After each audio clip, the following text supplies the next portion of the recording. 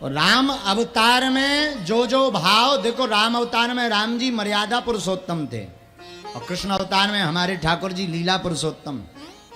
तो जो जो अवतार राम अवतार में रह गए थे लीलाएं पूर्ण करने के लिए, वो भगवान ने कृष्ण अवतार में आकर के लीलाएं पूर्ण की।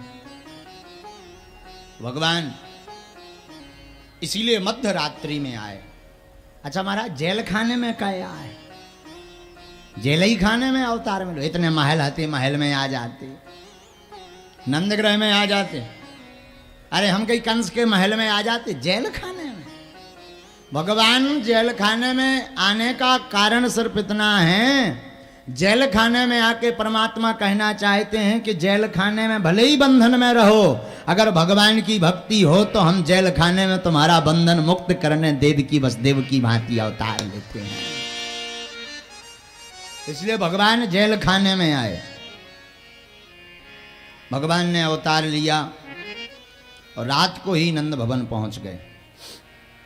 नंद भवन भगवान पहुंचे, देवताओं ने दिव्य स्तुति की और ब्रज की गोपियां भगवान के आने पर नंदा स्व आत्मज उत्पन्ने जाता हिरादौ महामनः आहूय विप्राण वेदज्ञा स्नाता शुचि अलंकृता।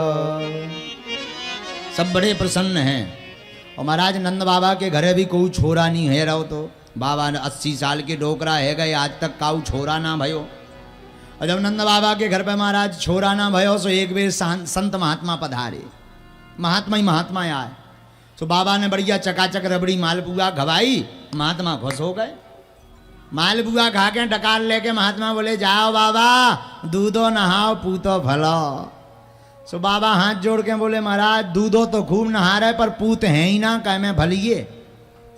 महात्मा बोले, एक पूत ना है? अरे महाराज एक छोरा के छोरी तक ना है। अच्छा हाँ।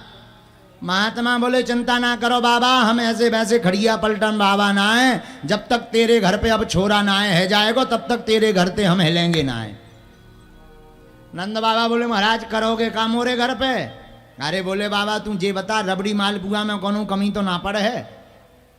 नंद बाबा हाथ जोड़ के बोले, महाराज एक दो गैया ना है, न जाने कितनी लाख गैया हैं, रबड़ी मालपुआ में काऊ कमी ना है पड़े, पर छोरा है जाना चाहिए कि फ्री फंड में तुम सकड़ा जाओ। हाँ। महात्मा बोले, चिंता ना है करो, छोरा है क्या रहेगो। बाबा बोले, खुश हैं हम।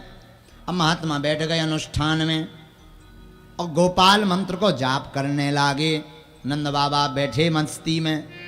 महाराज धीरे धीरे जसोदा मैया गर्भवती है गई। बाबा बड़े खुश भय। धीरे धीरे दिन नजदीक आए, सो नंद बाबा अथाई पे जाके बैठ गए। अथाई पे जाकर के बैठ गए नंद बाबा और हाथ में माला लिए। महात्माओं ने जो मंत्र बताया वही मंत्र को जाप करवे लागे। लेकिन छोरा की याद में नंद बाबा मंत्र भूल गए, उल्टो मंत्र जाप करने लगे। हे भगवान अबे तक छोरा ना भयो, अब हुई सो का हुई। हे भगवान अबे हाल छोरा ना भयो, अब हुई सो का हुई। हे भगवान अबे हाल छोरा ना भयो, अब हुई सो का हुई। जे मंत्र को महाराज जाप करने लगे। इतने में प्रातः काल हो गई। नंद बाबा की बहन का नाम है सुनंदा। सुनंदा ने देखो कि आज भाभी मैया जल्दी ना है जगी, का कारण है, देरी है गई। और जब सुनंदा बहन ने कमरे में झांक के देखो कि भाभी मैया तो निर्भूल सो रही, पर बाके बगल में एक नन्हो सो लाला हाथ पांव फटकार तो वो खेल रहो है।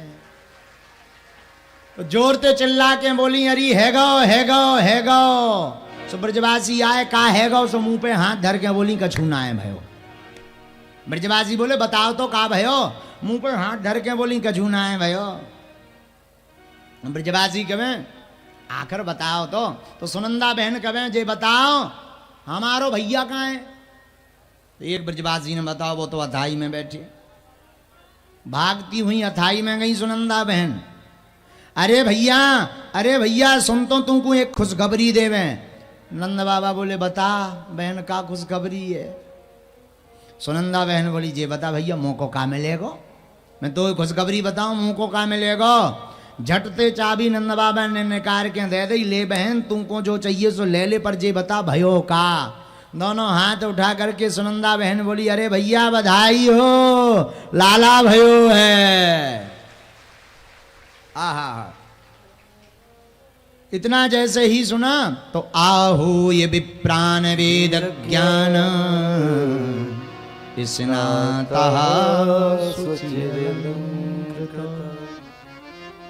तुरंत ब्राह्मणों को बुलाया और संतों के पास पहुंच गए नंद बाबा। बोले महाराज आपको अनुष्ठान सफल है गो। बोले काहे, आपकी कृपा ते लाला भयो है। महात्मा बोले अब अनुष्ठान को पूर्णाहुति करवाए लो। ठीक है महाराज करो, जरा स्नान करके आओ। नंद बाबा गए सो जमुना जी में झपते डुबकी लगाए आए। वापस आए तो तैयार होने लगे तो एक छोटो सो छोरा आ गया। बोले बाबा मैं तुमको तैयार कर दे। हाँ कर दे लाला।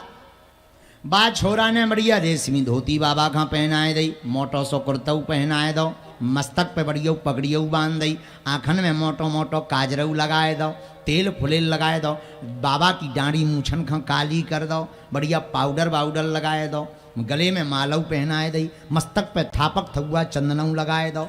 अब वो छोरा शीशा लेके खड़े है गो। बाबा नेक पगड़ी ठीक करवे, नेक कुर्ता ठीक करवे। धीरे से पूछे लाला जी बता मैं लगो कैसो। वो बोला छोरा बोलो बाबा सही सही बता दे तो झूठी झूठी। अरे लाला सही सही बता कैसो लगूं मैं।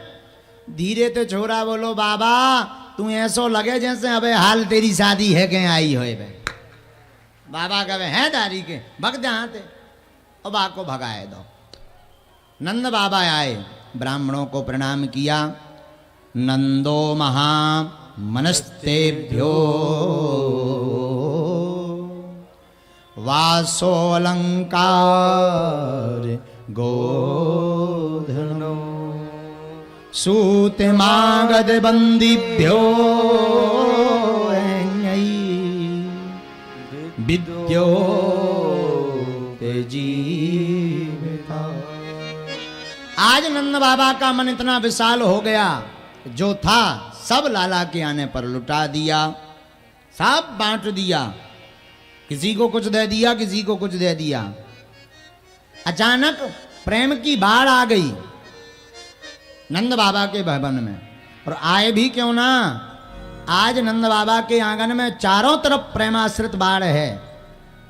क्योंकि रोहिणी मैया के यहाँ भी लाला भयो है और जसोदा मैया के यहाँ भी लाला भयो है। तो खूब आनंद के साथ नंद बाबा ने बधाई गाई, ब्राह्मणों को खूब दान दिया। बड़े बड़े पहाड़ तिल के, बड़े बड़े पहाड़ अन्न के, खूब वस्त्र, गौ दान दी ब्राह्मणों को। साधुओं ने कहा बाबा भगवान का पूजन करो, श्री हरि का। नंद बाबा पूजन करने लगे। बोले चावल चढ़ाओ, सो बाबा ने लई सो भगवान पे शक्कर चढ़ा दी। बाबा जी क्या कर रहे हैं, महाराज बुद्धि ठिकाने ना है हमारी।